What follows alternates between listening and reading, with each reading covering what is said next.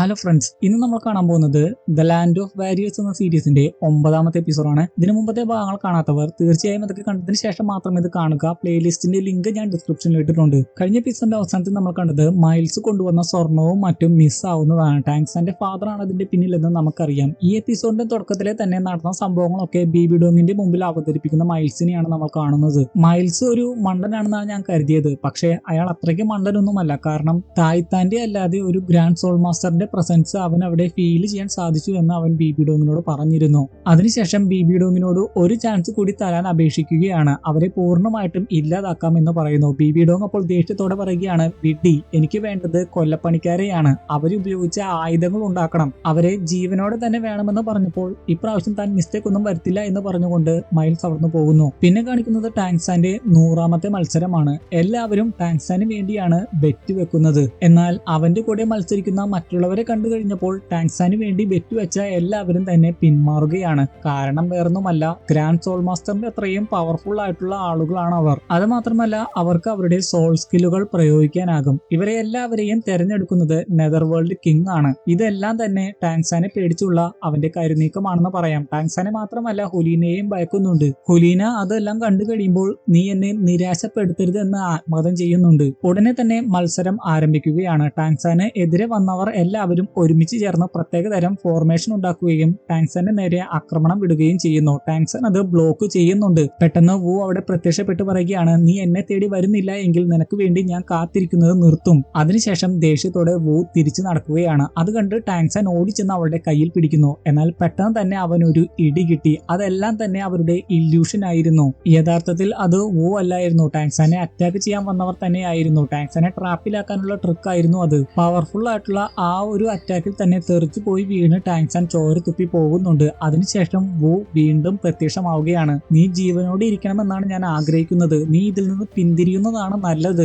ദയവ് ചെയ്ത് നീ ഇതിൽ നിന്ന് പിന്മാറൂ. ഈ വാക്കുകൾ തന്നെ ആവർത്തിച്ച് ടാങ്ക്സനെ വേട്ടയാടുന്നത് പോലെ ടാങ്ക്സന് തോന്നുന്നു. അവന് ഒരുപാട് അസ്വസ്ഥതകൾ അനുഭവപ്പെടുന്നു. എന്നാൽ സംഭവിച്ച കാര്യങ്ങൾ ഒന്നുകൂടി ആലോചിച്ച് നോക്കിയപ്പോൾ ഇതൊന്നും തന്നെ റിയൽ അല്ല എന്ന് അവന് മനസ്സിലാകുന്നു. അതിനുശേഷം അറ്റാക്ക് ചെയ്യാൻ വന്നവനെ ടാങ്ക്സൺ തടയുകയാണ്. ടാങ്ക്സൺ അതിനെ ബ്രേക്ക് ചെയ്തു എന്ന് കണ്ടപ്പോൾ മറ്റുള്ളവർക്കും അതിശയമാകുന്നുണ്ട്. ടാങ്ക്സാനും മനസ്സിലാകുന്നുണ്ട് ഇതെല്ലാം തന്നെ നെതർ വേൾഡ് കിങ്ങിന്റെ കുരുട്ടുബുദ്ധിയിൽ ഉദിച്ചതാണെന്ന്. വന്നപ്പോൾ മുതൽ അവിടുത്തെ എല്ലാ കാര്യങ്ങളും നല്ലവണ്ണം നിരീക്ഷിച്ചത് ടാങ്ക്സാൻ മാത്രമാണ്. ടാങ്ക്സാൻ അതിനുശേഷം നിഷ്പ്രയാസം അവന്റെ കയ്യിലുണ്ടായിരുന്ന ടൂൾ ഉപയോഗിച്ച് എല്ലാവരെയും കീഴ്പ്പെടുത്തുന്നുണ്ട്. വിജയിച്ചു കഴിയുമ്പോൾ എല്ലാ ജനങ്ങളും അവന്റെ പേര് ആർത്ത് വിളിക്കുന്നു. നെതർ വേൾഡ് കിങ് തന്നെ അവിടെ പ്രത്യക്ഷപ്പെട്ട് അവന് അഭിനന്ദനങ്ങൾ നേരുന്നു. ഉടനെ തന്നെ ടാങ്ക്സാൻ പറയുകയാണ്, എന്നെ മാത്രമല്ല അഭിനന്ദിക്കേണ്ടത്, ഹുലീനയെയും അഭിനന്ദിക്കണം. അപ്പോഴാണ് കഴിഞ്ഞ ദിവസം നടന്ന ഒരു കാര്യം നമ്മളെ കാണിക്കുന്നത്. ഹുലീന ടാങ്ക്സാന്റെ മുറിയിൽ വന്നപ്പോൾ അവളുടെ നെതർലാൻഡ് ഷോട്ട് പാനീയത്തിന്റെ കപ്പ് നിലത്തിട്ടിട്ട് ടാങ്ക്സാൻ പറഞ്ഞിരുന്നു, ഇതാണ് എന്റെ ഉത്തരം എന്ന്. അത് കണ്ടപ്പോൾ ഹുലീന, നിനക്ക് എന്നോട് സഹകരിച്ച് പ്രവർത്തിക്കാൻ താല്പര്യമില്ലെങ്കിൽ ഞാൻ ഇവിടെ നിൽക്കുന്നില്ല എന്ന് പറഞ്ഞ് ഹുലീന അവിടുന്ന് പോകാൻ തയ്യാറായതാണ്. ഉടനെ തന്നെ ടാങ്ക്സാൻ പറഞ്ഞു,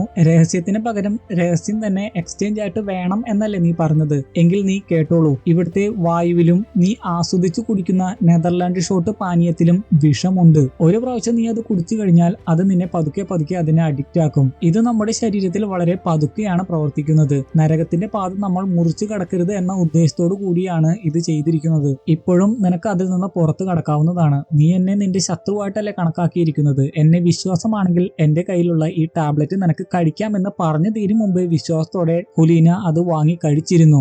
അതിനുശേഷം അവൾ പറയുകയാണ്, നിന്റെ പേരെന്താണെന്ന് എനിക്കറിയില്ല, നിന്റെ രൂപം എന്താണെന്ന് അറിയില്ല, എന്നിട്ടും ഞാൻ നിന്നെ വിശ്വസിക്കുന്നു. നമ്മുടെ രണ്ടുപേരുടെയും ലക്ഷ്യം ഒന്നാണ്. പരസ്പര വിശ്വാസത്തോടെ നമുക്ക് മുന്നേറാം. അതും പറഞ്ഞ് ടാങ്ക്സന്റെ നേരെ അവൾ കൈ നീട്ടുകയാണ്. സത്യം ചെയ്യിപ്പിക്കാനാണോ എന്ന് അറിയില്ല. എന്നിട്ടും ടാങ്ക്സൻ അവളുടെ കയ്യിൽ തൊടാനൊന്നും നിന്നില്ല എന്ന് മാത്രമല്ല, മുഖംമൂടിയും ഊരി കാണിച്ചു കൊടുത്തില്ല. പകരം അവന്റെ പേര് ടാങ് യിൻ ആണെന്ന് പറയുന്നു. അത് മാത്രമല്ല, നിന്റെ മുമ്പിൽ നിൽക്കുന്ന ഞാനാണ് ഏറ്റവും സത്യസന്ധമായിട്ടുള്ള ഞാനെന്ന് പറഞ്ഞ് അവളെ വിശ്വസിപ്പിക്കുന്നുണ്ട്. ഹുലീനയുടെ ഇപ്പോഴത്തെ എക്സ്പ്രഷൻസിൽ നിന്ന് എനിക്ക് തോന്നിയത് ഹുലീനയ്ക്ക് ചെറുതായിട്ട് അവന്റെ മേൽ ക്രഷ് ഉണ്ടെന്നാണ് തോന്നുന്നത്. അതിനുശേഷം ഹുലീന അവന്റെ പേര് ഓർത്തു വെക്കുമെന്നും 100ാമത്തെ മത്സരം വിജയിക്കണമെന്നും ആശംസിച്ചിരുന്നു. വീണ്ടും പ്രസന്റിലേക്ക് വരുന്നു. നെതർ വേൾഡ് കിങ് പറയുകയാണ്, വെറുതെ അല്ല 100ാമത്തെ മത്സരം വിജയിച്ചിട്ടും ഇവൾ നരകത്തിന്റെ പാത മുറിച്ചു കടക്കുന്ന പ്രക്രിയയിലേക്ക് കടക്കാതിരുന്നത്. ഇവൾ നിനക്ക് വേണ്ടി കാത്തിരിക്കുകയായിരുന്നല്ലേ. നിങ്ങൾക്ക് ഞാനൊരു ഓഫർ തരികയാണ്. നിങ്ങൾക്ക് ഡീമന്റെ ടൈറ്റിൽ ഞാൻ തരാം. നിങ്ങളെ നെതർ വേൾഡ് സിറ്റിയുടെ ഗസ്റ്റ് ആയിട്ട് കരുതാം. നിങ്ങൾക്ക് എപ്പോൾ വേണമെങ്കിലും ഇവിടെ വന്നു പോകാം. ഈ ഒരു പ്രക്രിയയിൽ നിന്ന് പിന്മാറുന്നതാണ് നിങ്ങൾക്ക് നല്ലത്. ഒരിക്കൽ നിങ്ങൾ അവിടെ പ്രവേശിച്ചു കഴിഞ്ഞാൽ നിങ്ങളുടെ സുരക്ഷിതത്വം എനിക്ക് ഉറപ്പുവരുത്താനാകില്ല. എങ്കിലും അവൾ അവർ അവിടേക്ക് പോകാൻ തന്നെ തീരുമാനിക്കുന്നു. അത് മാത്രമല്ല അയാൾ മറ്റൊരു കാര്യം കൂടി പറയുന്നുണ്ട്. നിങ്ങളുടെ ബാക്ക്ഗ്രൗണ്ട് ഡിഫറെന്റ് ആണ്, നിങ്ങൾ ശത്രുക്കളാകാൻ ജനിച്ചവരാണ്. അത് കേട്ട് ഹുലീന പറയുകയാണ്, ശത്രുക്കൾ എപ്പോഴും ശത്രുക്കളായിരിക്കാറില്ല, ഉപകാരം കിട്ടുകയാണെങ്കിൽ അവർ ഒരുമിക്കാറുമുണ്ട്. എന്നാൽ ടാങ്സാൻ പറയുകയാണ്, നിങ്ങൾ ഞങ്ങളെ കുറിച്ച് ഓർത്ത് ഒരുപാട് ആകുലപ്പെടുന്നുണ്ടല്ലേ. നരകത്തിന്റെ ആ പാതയാണല്ലേ നെതർ വേൾഡ് സിറ്റിയുടെ കോർ ആയിട്ടുള്ള സ്ഥലം. ഈ സ്ഥലങ്ങൾക്കൊക്കെ എനർജി കിട്ടുന്നത് അവിടെ നിന്നാണല്ലേ. ഞങ്ങൾ അതിലൂടെ കടന്നു പോകുന്ന സമയത്ത് അവിടെ എന്തെങ്കിലും ഡാമേജ് വരുത്തുമോ എന്ന് ഓർത്ത് ആകുലപ്പെട്ടിട്ടാണോ നിങ്ങൾ അവിടെ കയറാൻ ഞങ്ങളെ അനുവദിക്കാത്തത്? അവൻ പറഞ്ഞത് സത്യമാണെങ്കിലും അയാളുടെ ടെൻഷൻ ഒന്നും പുറത്തു കാണിക്കാതെ നെതർ വേൾഡ് കിങ് പറയുകയാണ്, നീ സ്മാർട്ട് ആണെന്നാണോ നിന്റെ വിചാരം? നരകത്തിന്റെ ആ പാത മുറിച്ചു കടക്കുന്നത് അത്രയ്ക്ക് എളുപ്പമുള്ള കാര്യമല്ല. വലിയ പ്രതിസന്ധികളെ ആയിരിക്കും നിങ്ങൾക്ക് അവിടെ വെച്ച് നേരിടേണ്ടി വരിക. നിങ്ങൾ രണ്ടുപേരും ഒരുമിച്ച് പ്രവർത്തിച്ചാലും അവിടുന്ന് പുറത്തു കടക്കാനാകില്ല. ടാങ്സൻ അപ്പോൾ പറയുകയാണ്, ഞങ്ങളെ കുറിച്ച് ഓർത്ത് ആകുലപ്പെടേണ്ട ആവശ്യമില്ല. അങ്ങനെയെങ്കിൽ നിങ്ങളുടെ ഇഷ്ടം പോലെ തന്നെ നടക്കട്ടെ എന്ന് പറഞ്ഞുകൊണ്ട് അവർ ആ നിൽക്കുന്ന സ്ഥലം തന്നെ തകർത്തുകൊണ്ട് നരകത്തിന്റെ പാത മുറിച്ചു കടക്കാനുള്ള ആ ഒരു സ്ഥലത്തേക്ക് അവരെ വിടുകയാണ്. ഇത്രയും നേരം ഫൈറ്റ് നടന്ന ആ സ്ഥലത്തിന്റെ അടിയിൽ തന്നെയായിരുന്നു നരകത്തിന്റെ ആ പാത. അതിനുശേഷം നെതർ വേൾഡ് കിങ് ഒരു ദുഷ്ട ചിരി ചിരിക്കുന്നുണ്ട്. നരകത്തിലെ ആ സ്ഥലത്ത് എത്തിക്കഴിയുമ്പോൾ ആദ്യം ബോധം വരുന്നത് ടാങ്സാൻ ആണ്. ഉണരുമ്പോൾ തന്നെ അവന് കുറച്ച് അസ്വസ്ഥതകൾ അനുഭവപ്പെടുന്നുണ്ടെങ്കിലും പെട്ടെന്ന് റിക്കവർ ആകുന്നുണ്ട്. എന്നാൽ ഹുലീനയുടെ അവസ്ഥ അങ്ങനെ ആയിരുന്നില്ല. ടാങ്സാൻ അവന്റെ ശക്തിയൊക്കെ പ്രയോഗിച്ചാണ് ഹുലീനയെ പഴയ പോലെ ആക്കുന്നത്. അവളുടെ കണ്ണൊക്കെ പ്രത്യേക തരത്തിലായിരുന്നു. അവൾക്കൊന്നും തന്നെ വ്യക്തമായിട്ട് കാണാൻ സാധിച്ചിരുന്നില്ല. ഒരുപാട് അസ്വസ്ഥതകൾ അനുഭവിച്ചിരുന്നു. ടാങ്സാൻ ആണ് തന്നെ രക്ഷിച്ചതെന്ന് അവൾക്ക് മനസ്സിലാകുന്നുണ്ട്. അതുകൊണ്ട് തന്നെ ടാങ്സാനെ നന്ദി പറയുകയും അവന്റെ സോൾ പവർ ഇത്രയും ഉണ്ടാകുമെന്ന് കരുതിയില്ല എന്നൊക്കെ പറയുകയും ചെയ്യുന്നു. അപ്പോഴാണ് അതിന് അടിയിലുള്ള ഒരു സ്ഥലം കാണിച്ചുകൊണ്ട് ഹുലീന അത് എന്താണെന്ന് ചോദിക്കുന്നത്. ടാങ്സാൻ അപ്പോൾ പറയുകയാണ്, അത് ചോരയുടെ കുളമാണ്, വേണമെങ്കിൽ നെതർലാൻഡ് ഷോട്ട് എന്നും പറയാം. അതിന്റെ സ്മെല്ലിൽ നിന്നാണ് അവനത് മനസ്സിലായത്. ഹുലീനയ്ക്ക് അത് കേട്ട് അത്ഭുതമാകുന്നു. അതിനുശേഷം അവൻ മറ്റൊരു കാര്യം കൂടി പറയുന്നുണ്ട്. മത്സരത്തിൽ പരാജയപ്പെട്ടവരുടെ ശക്തിയെല്ലാം ആഗിരണം ചെയ്യപ്പെടുന്നത് അല്ലെങ്കിൽ പോകുന്നത് ഇങ്ങോട്ടാണ്. വിജയിച്ചവർ തോറ്റവരുടെ ശക്തിയൊന്നും അധികം ആർജിച്ചെടുക്കാറില്ല.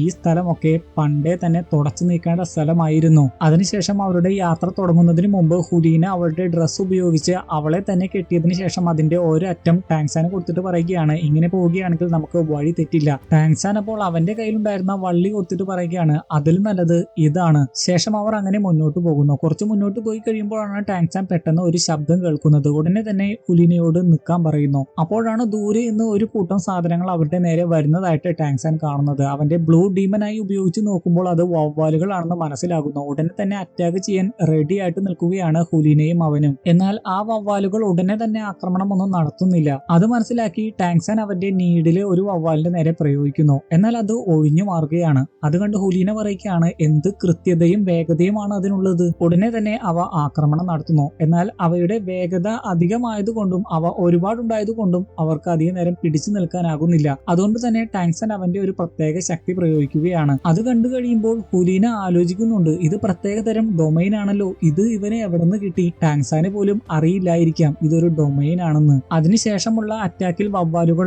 അകന്നു പോകുന്നുണ്ട്. ഹുലീന അപ്പോൾ ടാങ്സാന്റെ അടുത്ത് വന്നിട്ട് പറയുകയാണ്, ഇനി അവ നമ്മളെ അറ്റാക്ക് ചെയ്യാൻ ധൈര്യപ്പെടില്ല.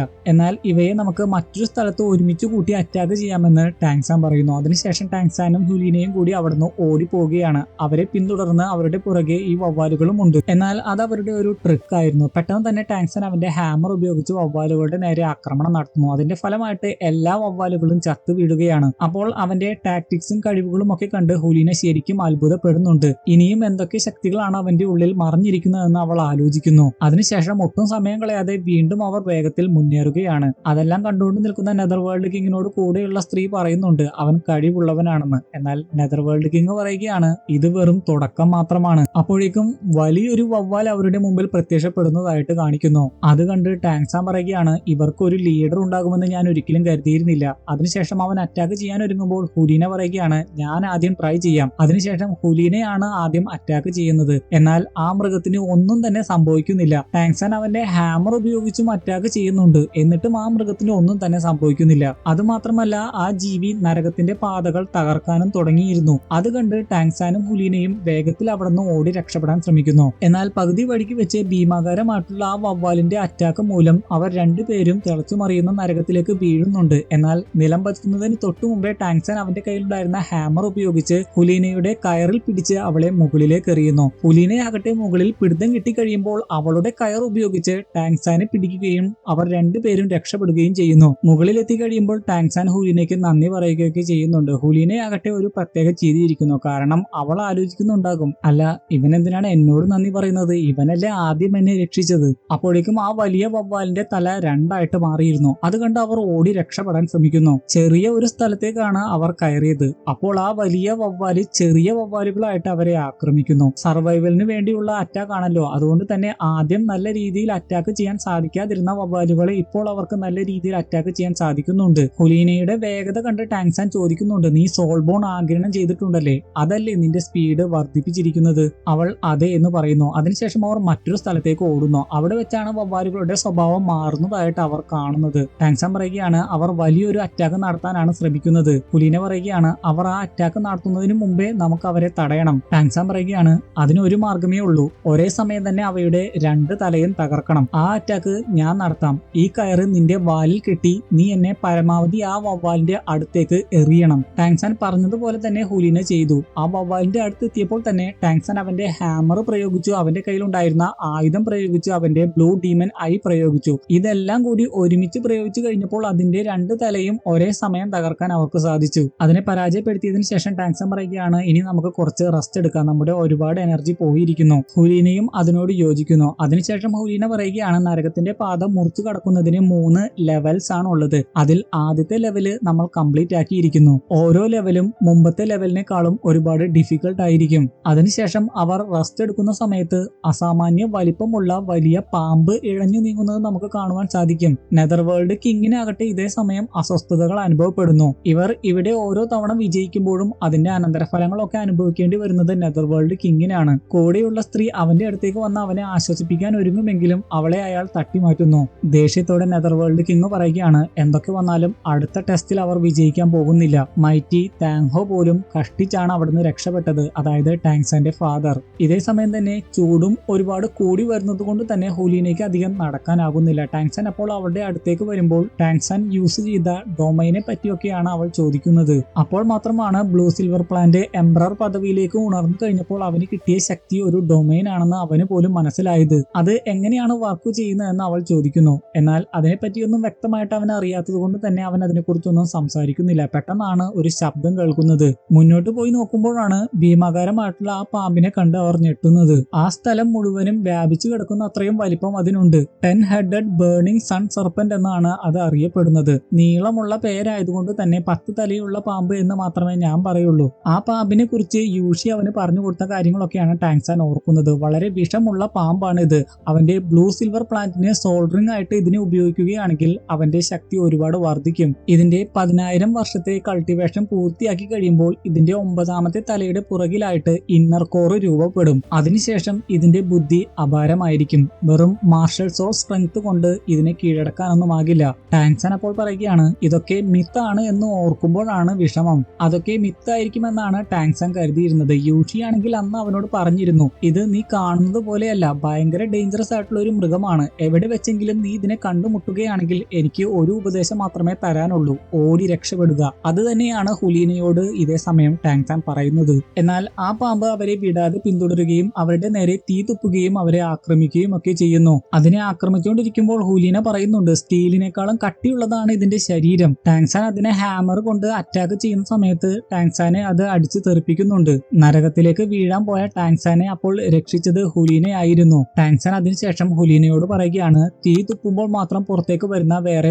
9 തലകൾ അതിനുണ്ട്. ഇപ്പോൾ ഇത് തീ തുപ്പിയ സമയത്ത് അതിന്റെ ഒരു തല ഞാൻ തകർത്തു. ബാക്കിയുള്ള 8 തലകൾ കൂടി നമുക്ക് തകർക്കണം. നമ്മൾ ഒരുമിച്ച് പരിശ്രമിച്ചാൽ നമുക്ക് എളുപ്പത്തിൽ അത് സാധ്യമാകും. ഹുലീന അതിന് സമ്മതിക്കുകയും 10 തലയുള്ള ആ പാമ്പിനെ അറ്റാക്ക് ചെയ്യാൻ മുന്നോട്ട് വരികയും ചെയ്യുന്നു. ഹുലീനയുടെ നേരെ അത് തീ തുപ്പുന്ന സമയത്ത് അതിന്റെ തലകൾ പ്രത്യക്ഷമാവുകയും ടാങ്സാൻ അവന്റെ ഹാമർ ഉപയോഗിച്ച് ഓരോ തലയായിട്ട് തകർക്കുകയും ചെയ്തു. ഹുലീനയും പറ്റുന്ന പോലെ അതിന്റെ കണ്ണിലൊക്കെ ആക്രമിക്കുകയും ചെയ്തിരുന്നു. അവസാനം അതിന്റെ 4 തല മാത്രമേ അവശേഷിക്കുന്നുള്ളൂ. എന്നാൽ അപ്പോഴാണ് മറ്റൊരു സംഭവം അവിടെ അരങ്ങേറിയത്. രക്ഷപ്പെടാൻ സാധിക്കില്ല എന്ന് മനസ്സിലാക്കിയത് കൊണ്ടാണോ എന്നറിയില്ല, ആ പാമ്പ് അതിന്റെ ഇന്നർ കോർ പ്രത്യക്ഷമാക്കി സ്വയം ഇല്ലാതാകാൻ ശ്രമിക്കുന്നു. വളരെ റയർ ആയിട്ടുള്ള ആ മൃഗം അങ്ങനെ മരിച്ചു കഴിഞ്ഞാൽ ഒരു ഉപയോഗവും ഉണ്ടാകാൻ പോകുന്നില്ല എന്ന് മനസ്സിലാക്കി ടാങ്സാൻ പാഞ്ഞു ചെന്ന് അവന്റെ സർവ്വശക്തിയും ആ മൃഗത്തിന്റെ നേരെ പ്രയോഗിക്കുകയാണ്. ആ ഒരു ആക്രമണത്തിന്റെ ഫലമായിട്ട് തെറിച്ചു പോയി വീഴുന്ന ടാങ്സാന്റെ വായിൽ നിന്ന് ചോര വരുന്നുണ്ട്. ടാങ്സാന്റെ അടുത്തേക്ക് ഓടി വരുന്ന ഹുലീന കരുതിയത് ആ ലെവലും അവർ കംപ്ലീറ്റ് ആക്കി എന്നാണ്. എന്നാൽ അപ്പോഴായിരുന്നു ഒരു പ്രകാശം അവരെ വലയം ചെയ്തത്.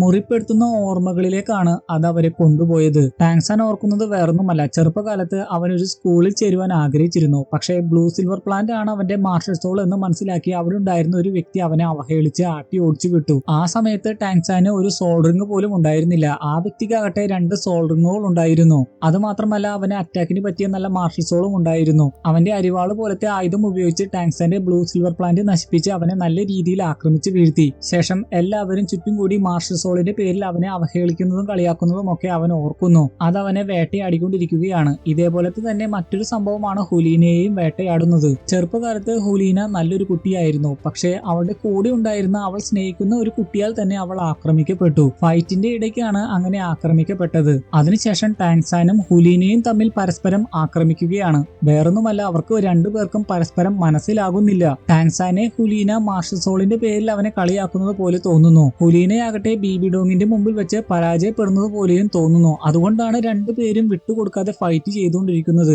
അതിനുശേഷം ഹുലീനയ്ക്ക് നല്ലൊരു ആക്രമണം തന്നെ ഹാമർ വെച്ച് ടാങ്സാൻ കൊടുക്കാൻ ഒരുങ്ങിയതാണ്. പെട്ടെന്നാണ് മറ്റൊരു ഓർമ്മ അവനിലേക്ക് കടന്നു വന്നത്. എല്ലാവരും വേസ്റ്റ് ആയിട്ടുള്ള മാർഷൽ സോൾ ഉള്ളവൻ എന്ന് പറഞ്ഞ് കളിയാക്കിക്കൊണ്ടിരിക്കുകയായിരുന്നു. ഇതേസമയം രഹസ്യമായിട്ട് ഒളിപ്പിച്ചു വെച്ചിരിക്കുന്ന ആയുധം ഉപയോഗിച്ച് ടാങ്സാൻ അവരെ ആക്രമിക്കാൻ ഒരുങ്ങിയതായിരുന്നു. പെട്ടെന്ന് യൂഷി അവിടെ എത്തി ടാങ്സാനോട് സംസാരിക്കുന്നു. യൂഷി അവനോട് ചോദിച്ചു, നിനക്ക് ട്വിൻ മാർഷൽ സോൾ ആണല്ലോ ഉള്ളത്, എന്നാൽ രണ്ടാമതൊരു മാർഷൽ സോൾ ഉള്ളത് ആരോടും പറയരുത് എന്ന് ടാങ്സാന്റെ ഫാദർ പറഞ്ഞിരുന്നു. അതുകൊണ്ട് തന്നെ അതിനെക്കുറിച്ച് തനിക്ക് അറിയില്ല എന്നാണ് യൂഷിയോട് അവൻ പറഞ്ഞത്. യൂഷി ആണെങ്കിൽ അവന്റെ അടുത്ത് പറയുകയാണ്, blue silver plant marshal soul ആയിട്ടുള്ള 647 പേരെ ഞാൻ ടെസ്റ്റ് നടത്തി. അതിൽ വെറും 3% ആളുകൾക്ക് മാത്രമേ ലെവൽ 1ലുള്ള സോൾ പവർ ഉള്ളൂ. പക്ഷേ നീ ഡിഫറന്റ് ആണ്. നിനക്ക് ലെവൽ 10ലുള്ള മാർഷൽ സോൾ ആണ് ഉള്ളത്. നിന്റെ ഈ ഫുൾ സോൾ പവർ സൂചിപ്പിക്കുന്നത് വേറൊന്നുമല്ല, നിനക്ക് മറ്റൊരു മാർഷൽ സോൾ കൂടിയുണ്ട്. അന്ന് ആ സത്യം വെളിപ്പെടാതിരിക്കാൻ ടാങ്സാൻ പറഞ്ഞിരുന്നു, ചിലപ്പോൾ ഞാനൊരു എക്സെപ്ഷൻ ആയിരിക്കും. എന്നാൽ യൂഷി പറയുന്നുണ്ട്, അങ്ങനെ ഇതുവരെയും ആർക്കും ഉണ്ടായിട്ടില്ല എന്ന്. അതുമാത്രമല്ല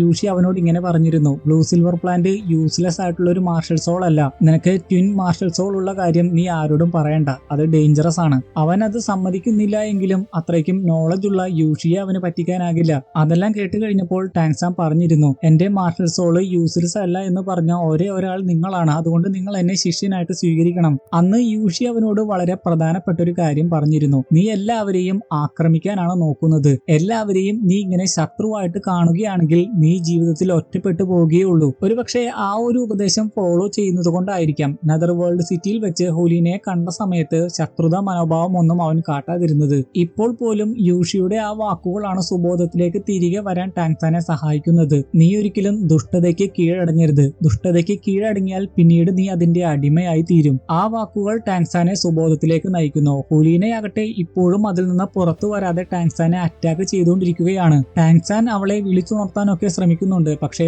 ഒരു കാര്യവും ഉണ്ടായില്ല.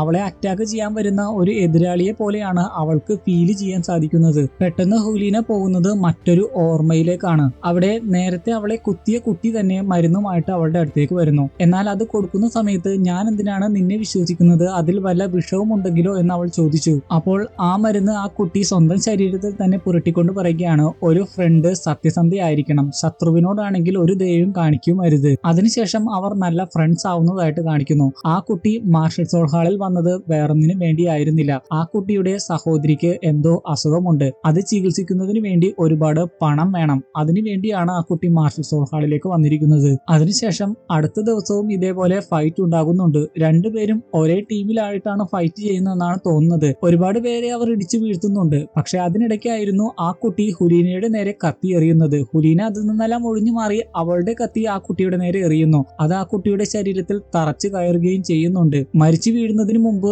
ആ കുട്ടി നിന്റെ പുറകോട്ട് നോക്കാൻ പറഞ്ഞിരുന്നു. പുറകോട്ട് നോക്കിയപ്പോഴാണ് മനസ്സിലായത് ഹുലീനയുടെ നേരെ ആയിരുന്നില്ല ആ കത്തി അവൾ എറിഞ്ഞത്, അത് അവരുടെ ശത്രുവിന്റെ നേരെ ആയിരുന്നു. അത് ലക്ഷ്യം കാണുകയും ആ കുട്ടി മരിക്കുകയും ചെയ്തിരുന്നു. തെറ്റിദ്ധാരണ മൂലമാണ് തന്റെ ഫ്രണ്ടിനെ താൻ കൊന്നതെന്ന് ഓർത്ത് അവൾ പൊട്ടിക്കരയുന്നു. ടാങ്സാന്റെ മുമ്പിൽ വെച്ചും അതെല്ലാം ഓർത്ത് അവൾ പൊട്ടിക്കരഞ്ഞുകൊണ്ടിരിക്കുകയാണ്. ടാങ്സാൻ എത്രയൊക്കെ വിളിച്ചിട്ടും അവൾ സുബോധത്തിലേക്ക് തിരികെ വരുന്നുണ്ടായിരുന്നില്ല. പക്ഷേ ഇടയ്ക്ക് എവിടെയോ വെച്ച് അവൾക്ക് സുബോധം തിരികെ കിട്ടിക്കഴിയുമ്പോൾ അവൾ പറയുന്നുണ്ട്, എന്നെ രക്ഷിക്കാൻ നിനക്ക് മാത്രമേ സാധിക്കുകയുള്ളൂ. നീ എന്നെ രക്ഷിക്കുകയാണെങ്കിൽ ഞാൻ നിന്നോട് തീർച്ചയായും കടപ്പെട്ടിരിക്കും. ദയവ് ചെയ്ത് എന്നെ രക്ഷപ്പെടുത്തൂ. പെട്ടെന്ന് തന്നെ അവളുടെ ബോധം പോവുകയും ടാങ്സാനെ അവൾ ആക്രമിക്കുകയും ചെയ്യുന്നു. എന്നാൽ ടാങ്സാൻ അവളെ തടഞ്ഞുകൊണ്ട് അവളുടെ കഴുത്തിനടിച്ച് അവളെ ബോധം കെടുത്തുന്നു. ഇപ്പോൾ ടാങ്സാനെയാണ് അത് വേട്ടയാടിക്കൊണ്ടിരിക്കുന്നത്. ഹുലീനയെ കൊല്ലാൻ വേണ്ടി ആ ശബ്ദം പറഞ്ഞുകൊണ്ടിരിക്കുന്നു. പിന്നെ നിനക്ക് ഭാവിയിൽ അധികം ശത്രുക്കൾ ഉണ്ടാകില്ല. അവൾ ബീബി ഡോങ്ങിന്റെ ശിഷ്യയാണ്. അവളെ കൊല്ലൂ. ഇങ്ങനെ ഒരു ശബ്ദം ആവർത്തിച്ച് അവളെ കൊല്ലാൻ ടാങ്സാനോട് പറഞ്ഞുകൊണ്ടിരിക്കുന്നു. ടാങ്സാൻ ഉടനെ തന്നെ അവന്റെ ഹാമർ എടുത്ത് അതിന് തയ്യാറാവുന്നതുമാണ്. പെട്ടെന്നാണ് യൂഷിയുടെ വാക്കുകൾ ഓർമ്മ വരുന്നത്. ശത്രുതയും വെറുപ്പും നിന്നെ വിഴുങ്ങാതിരിക്കട്ടെ. പെട്ടെന്ന് ടാങ്സാന് സുബോധം തിരികെ കിട്ടുന്നു. ടാങ്സാന് മനസ്സിലാകുന്നു മൂന്നാമത്തെ ലെവല് വേറൊന്നുമല്ല, നമ്മുടെ ഉള്ളിലുള്ള ഡെവിളിനെ കീഴടക്കണം. രണ്ടാമത്തെ ലെവല് 10 തലയുള്ള ആ പാമ്പായിരുന്നു. അതിനെ അവർ കൊന്നു കഴിഞ്ഞു. ഇനിയുള്ളത് അവരുടെ ഉള്ളിലുള്ള ഡീമനെ അവർ കൺട്രോൾ ചെയ്യണം. ടാങ്സാൻ അതിൽ വിജയിക്കുകയും അവന്റെ ഹാമർ ഇന്നർ കോറിന്റെ നേരെ എറിയുകയും അത് കൂട്ടിമുട്ടി കഴിയുമ്പോൾ വലിയൊരു പൊട്ടിത്തെറി അവിടെ ഉണ്ടാകുകയും ചെയ്യുന്നു. അതിനുശേഷം ഹുലീനയോട് എന്ന പോലെ പറയുകയാണ്, നിന്റെ ജീവന്റെ ഉത്തരവാദിത്തം എന്നെയാണ് നീ ഏൽപ്പിച്ചത്, അതുകൊണ്ട് തന്നെ അത് സംരക്ഷിക്കാനും ഞാൻ ഉത്തരവാദപ്പെട്ടിരിക്കുന്നു. ഇവിടുന്ന് പോയി കഴിയുമ്പോൾ നമ്മൾ തമ്മിലുള്ള ഫെയർ ആയിട്ടുള്ള ഒരു ഫൈറ്റ് ഉണ്ടാകും. അവിടെ വെച്ച് നമുക്ക് ഏറ്റുമുട്ടാം. ശേഷം ഇന്നർ കോർ കരങ്ങളിൽ എടുത്തുകൊണ്ട് നെതർ വേൾഡ് കിങ്ങിനോട് എന്ന പോലെ പറയുകയാണ്, 10 തലയുള്ള പാമ്പിന്റെ ഇന്നർ കോർ ഇനി എനിക്ക് സ്വന്തം. ഇതേ സമയം തന്നെ നെതർ വേൾഡ് കിങ് ചോരയും തുപ്പി പോകുന്നുണ്ട്. ഇത് ഇമ്പോസിബിൾ ആണെന്ന് പറഞ്ഞ് ഉച്ചത്തിൽ അലമുറയിട്ട് അയാൾ കരഞ്ഞുകൊണ്ടിരിക്കുന്നു. അയാൾക്ക് എഴുന്നേറ്റ് നല്ലവണ്ണം നടക്കാൻ പോലും സാധിക്കുന്നില്ല. അപ്പോഴേക്കും വീണു പോകുന്നു. അയാളുടെ കൂടെയുള്ള സ്ത്രീ പറയുകയാണ്, 10 തലയുള്ള പാമ്പിന്റെ കോറും അവൻ സ്വന്തമാക്കി. ആ പാമ്പിന് ഇനി പുനർജീവിക്കാനാകില്ല. നെതർ വേൾഡ് തന്നെ നിലനിൽക്കുന്നത് അതിലൂടെയാണ്. നിങ്ങളുടെ ആരോഗ്യവും അതുമായി ബന്ധപ്പെട്ടിരിക്കുകയാണ്. ഇനി നമ്മൾ എന്ത് ചെയ്യും? അത് പറയുമ്പോൾ തന്നെ അയാൾ അലമുറയിട്ട് കരയുന്നുണ്ടായിരുന്നു. ഉടനെ തന്നെ അയാളുടെ മുടിയെല്ലാം ദ്രവിക്കുകയും അയാൾക്ക് ഒരുപാട് വയസ്സാവുന്നത് പോലെയും കാണിക്കുന്നു. ഈ സമയം അയാൾ പറയുന്നുണ്ട്, ഞാൻ അവരെ അണ്ടർ എസ്റ്റിമേറ്റ് ചെയ്തു. ശേഷം അയാൾ ബോധമില്ലാതെ വീഴുകയും അവിടെ ഉണ്ടായിരുന്ന സ്ത്രീ അലമുറ ഇട്ട് കരയുന്നതായിട്ടും കാണിക്കുന്നു. അയാൾ മരിച്ചോ എന്നറിയില്ല. ടാങ്സാൻ ആകട്ടെ ഹുലീനയെയും തോളിലേറ്റിയാണ് വന്നുകൊണ്ടിരിക്കുന്നത്. അവന്റെ കയ്യിലുണ്ടായിരുന്ന ഇമ്മോർട്ടൽ ഹെർബ് ഉപയോഗിച്ച് നെതർ വേൾഡ് സിറ്റി മുഴുവനായിട്ടും നശിപ്പിച്ചിട്ടാണ് അവൻ അവിടെ നിന്ന് പുറത്തു കടക്കുന്നത്. അവിടെയുള്ള ആളുകളുടെ എല്ലാം ജീവിതം എല്ലാം അവന്റെ ഓർമ്മയിലൂടെ കടന്നു പോകുന്നുണ്ട്. അവിടെയുള്ള കുട്ടികൾക്കെല്ലാം നല്ല ലൈഫ് ഉണ്ടാകും, അവരെ എല്ലാവരെയും പുറത്തു കടത്തിക്കും എന്നൊക്കെ അവൻ ശപഥം ചെയ്തിരുന്നല്ലോ. അതിനുവേണ്ടിയാണ് നെതർ വേൾഡ് സിറ്റി മുഴുവനായിട്ടും അവൻ നശിപ്പിച്ചത്. ടാങ്സാന്റെ സ്പിരിച്വൽ സീൽ നോക്കുകയാണെങ്കിൽ അവന്റെ കണ്ണ് ചുവന്നിരിക്കുന്നതായിട്ടും ചുറ്റുമുള്ള വെള്ളം ഐസുകട്ടയായിട്ടിരിക്കുന്നതായിട്ടും കാണിക്കുന്നു. പിന്നെ കാണിക്കുന്നത് മാഹോങ് ജുണിനെയാണ്. അവൻ ലോകം മുഴുവനും ചുറ്റി സഞ്ചരിച്ച് കണ്ടുകൊണ്ടിരിക്കുകയാണല്ലോ. അവൻ ഇപ്പോൾ ലോങ്ഷിങ് സിറ്റിയിലാണ് എത്തിയിരിക്കുന്നത്. അവിടെ വെച്ച് ഒരു സ്ഥലത്ത് മദ്യപിച്ചുകൊണ്ടിരിക്കുമ്പോൾ കുറച്ച് ആളുകൾ സോൾ മാസ്റ്റേഴ്സ് മിസ്സിംഗ് ആവുന്നതിനെ പറ്റി സംസാരിച്ചുകൊണ്ടിരിക്കുന്നു. രാത്രി എങ്ങനെയാണ് പുറത്തിറങ്ങുക എന്നൊക്കെ ആകുലതയോടെ അവർ സംസാരിച്ചുകൊണ്ടിരിക്കുകയായിരുന്നു. വെയിറ്ററും അവരുടെ കൂട്ടത്തിലുണ്ടായിരുന്നു. മാഹോങ് ജൂൺ വെയിറ്ററിനെ വിളിച്ചിട്ട് ചോദിക്കുകയാണ്, ഇവിടെയല്ലേ ഡ്രീം ബിൽഡിംഗ് റൊമാൻസ് ക്യാമ്പ് ഉള്ളത്, എങ്ങനെയാണ് അവിടെ എത്തിച്ചേരുക? സാധാരണ പ്രണയത്തിന് വേണ്ടിയാണ് അങ്ങോട്ട് ആളുകൾ പോകാറുള്ളത്. ഇത് മനസ്സിലാക്കി ആ വെയിറ്റർ പറയുകയാണ്, എന്റെ പൊന്നു ചേട്ടാ, ഈ സ്കാമിൽ ഒന്ന് ചെന്ന് പെടല്ലേ, അവര് മൊത്തം ഉടായിപ്പാണ്. കുറച്ച് സോൾ മാസ്റ്റേഴ്സ് ആണ് ഇതിന്റെ പിന്നിലുള്ളത്. അവർക്ക് മാസ്റ്റർ സോൾ ഹാളുമായിട്ട് ബന്ധമുണ്ട്. അതുകൊണ്ട് തന്നെ ആരും അവരുമായിട്ട് എതിർത്ത് നിൽക്കാറില്ല. അവരിൽ ഏറ്റവും മലമ്പൻ ബൂലി എന്ന് പേരുള്ള ഒരുത്തനാണ്. മാഹോങ് ജുണിന് ഇപ്പോൾ പ്രണയം എന്ന് വെച്ച് കഴിഞ്ഞാൽ വലിയ കാര്യമാണ്. അതിനെ പ്രഷ്യസ് ഒക്കെ ആയിട്ടാണ് കരുതുന്നത്. പ്രണയത്തെ അവൻ അമൂല്യമായിട്ട് കണക്കാക്കുന്നു. അതുകൊണ്ട് തന്നെ ആ പ്രണയത്തെ അവരിങ്ങനെ വളച്ചൊടിക്കുന്നു എന്ന് കേൾക്കുമ്പോൾ അവൻ അല്പം ദേഷ്യമാകുന്നുണ്ട്.